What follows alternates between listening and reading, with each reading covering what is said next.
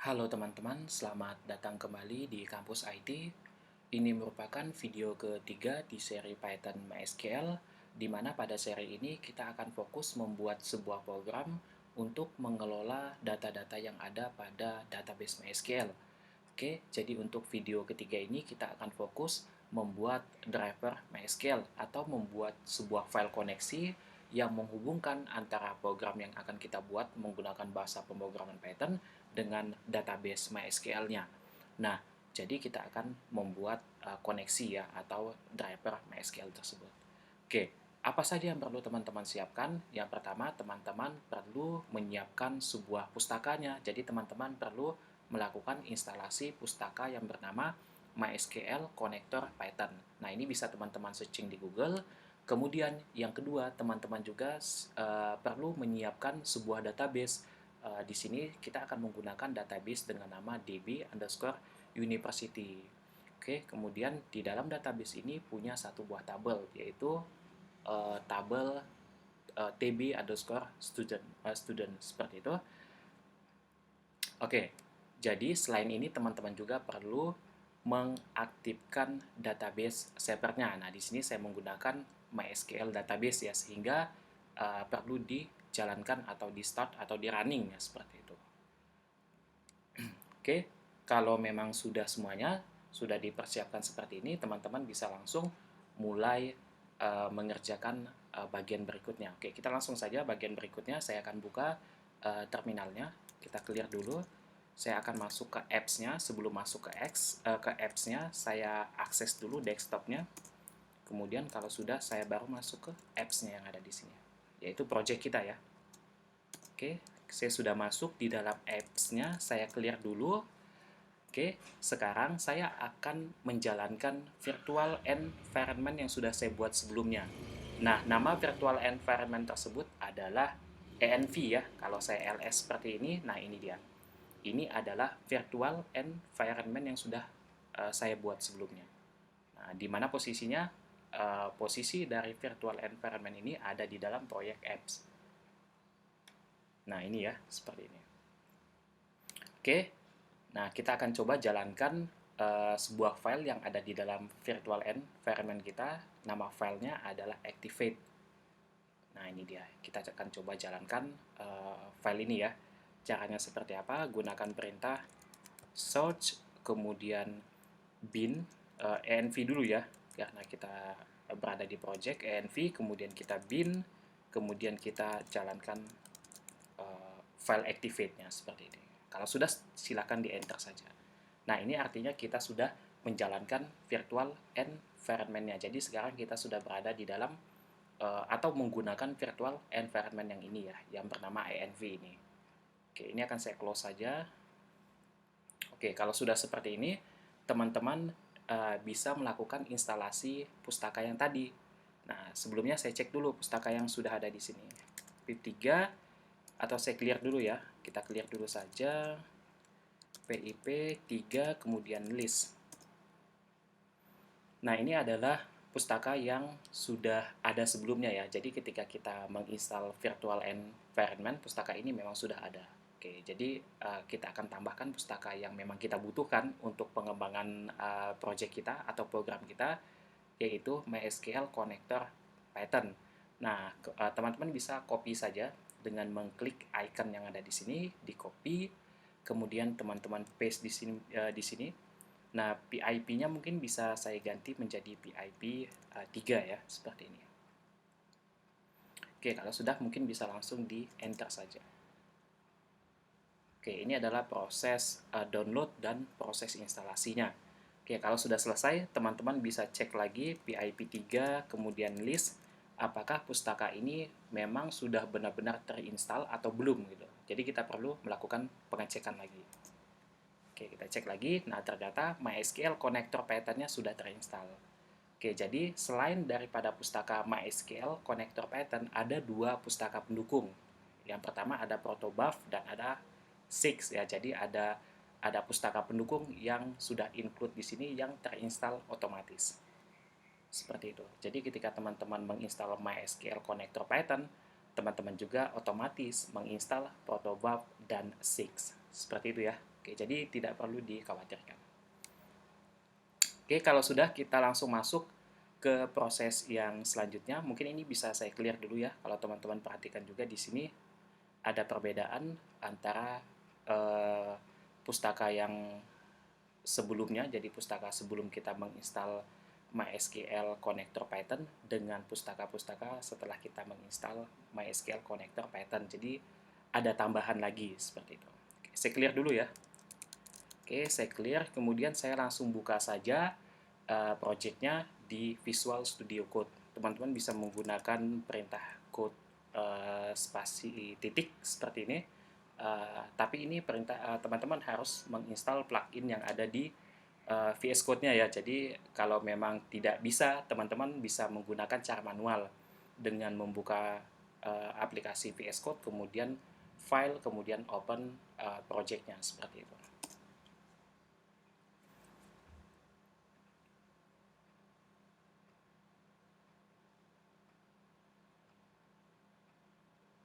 Oke, ini adalah proses, ini ada proses ya, ini adalah project kita yang dibuka menggunakan VS Code-nya. Sepertinya agak lama atau memang ini ya, sebentar, kita tunggu saja.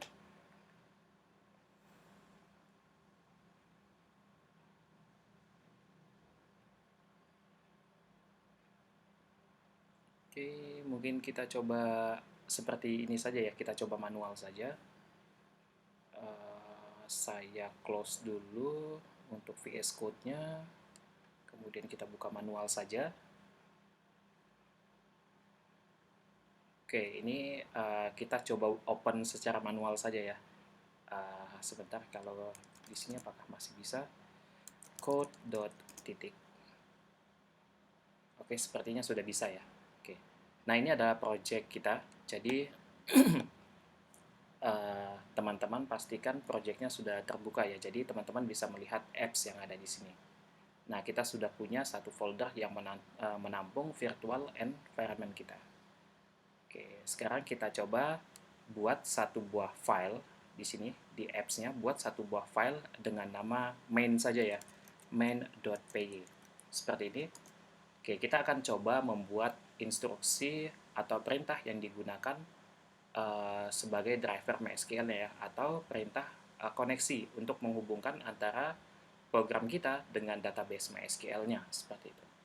Nah, ini akan saya close saja. Oke, yang pertama kita perlu melakukan import. Apa yang kita import? Yang kita import adalah MySQL connectornya. Oke, MySQL connectornya. Nah, ini yang perlu kita import. Oke, kalau misalkan teman-teman misalkan di sini ada kendala, teman-teman bisa pilih ya, maksudnya pilih pet untuk yang ada environment-nya itu yang mana gitu. Jadi bisa pilih yang ini, Python yang 3 ini. Oke, jadi kita sudah di interpreter yang ada virtual environment-nya ya. Kita menggunakan yang environment yang ini. Oke, kalau sudah, teman-teman tambahkan instruksi mysql.connector, kemudian .connect. Oke, di sini teman-teman bisa isikan seperti misalkan host, kemudian username, kemudian password, dan juga database name-nya. Oke, yang pertama kita host dulu ya. Jadi ada hostnya dulu. Nah, misalkan hostnya di sini kita pakai localhost. Oke, seperti ini. Kemudian yang kedua kita masukkan username atau usernya saja. Saya buat seperti ini. Misalkan usernya saya pakai yang default yaitu root ya. Kemudian yang ketiga ada password. Nah, passwordnya di sini saya kosongkan saja karena memang password default saya, password defaultnya untuk MySQL saya itu tidak ada gitu. Jadi kalau teman-teman ada tambahan proteksi seperti password misalkan, silakan ditambahkan di sini. Oke, yang terakhir adalah DB name-nya atau database, nama database-nya ya. Di sini saya buat database, base gitu, database. Oke, misalkan tadi nama database kita adalah DB University. Jadi teman-teman juga harus siapkan database yang ingin teman-teman koneksikan misalkan ya. Jadi artinya nanti kita akan mengelola data-data yang ada di dalam database ini, seperti itu. Oke, di sini nama databasenya adalah DB University. Oke, seperti ini. Kalau sudah, kita coba lakukan pengecekan apakah uh, koneksi ini berhasil atau tidak. Nah, kita tampung saja perintah atau instruksi ini ke dalam sebuah variabel. Misalkan nama variabelnya adalah db. Nah, seperti ini saja. Di bawahnya saya buat perintah untuk pengecekannya. If, misalkan di sini if db.is underscore connected gitu ya, maka kita print. Jadi misalkan kalau db atau instruksi ini berhasil atau berjalan sesuai rencananya, maka kita akan mencetak perintah atau string gitu ya, string database atau seperti ini saja, berhasil terkoneksi. Oke, else-nya seperti apa? Else-nya ya kebalikannya ya. Jadi kalau else-nya itu kita print juga string di sini. Stringnya misalkan gagal terkoneksi. Nah, kita coba jalankan. Nah, teman-teman bisa buka terminal yang ada di sini, pilih new terminal, atau mungkin nanti teman-teman bisa menggunakan terminal yang ada di sini. Tidak masalah ya, yang penting kita sudah mengaktifkan virtual environment-nya. Jadi di sini sama-sama sudah diaktifkan virtual environment-nya. Oke, saya coba jalankan di sini. Saya clear dulu. Oke, untuk menjalankan perintah yang ada di sini, instruksi yang ada di sini, kita caranya seperti ini ya. Python, kemudian nama dari filenya, misalkan namanya kita buat di sini tadi namanya adalah main ya. Kemudian .py. Nah, ini adalah perintah yang digunakan untuk mengeksekusi atau mengeksekut ya kode-kode yang ada di dalam file dengan extension py gitu ya. Jadi perintahnya itu seperti ini. Oke, kita coba enter saja. Nah, jadi di sini ditampilkan bahwa kode kita ini berhasil terkoneksi. Artinya kita sudah terhubung ke database MySQL-nya. Oke, seperti itu ya. Nah, sebelum kalau misalkan teman-teman ada masalah, misalkan ada error, misalkan teman-teman perlu perhatikan apakah nama database-nya itu sudah tepat atau tidak. Kemudian nama servernya itu sudah tepat atau tidak. Oke, misalkan nama usernya juga, mungkin ada perubahan nama user ya, atau passwordnya juga, misalkan ada tambahan password atau tidak, itu perlu teman-teman perhatikan ya. Jadi value-value yang ada di sini mungkin perlu diperhatikan. Kemudian kalau memang di import MySQL connector-nya ini ada error, itu artinya teman-teman belum menggunakan belum memilih interpreter yang PET ya, interpreter PET yang sudah ada atau yang virtual environment-nya itu sudah diaktifkan. Jadi silahkan dipilih interpreter PET yang virtual environment-nya itu sudah aktif. Seperti itu.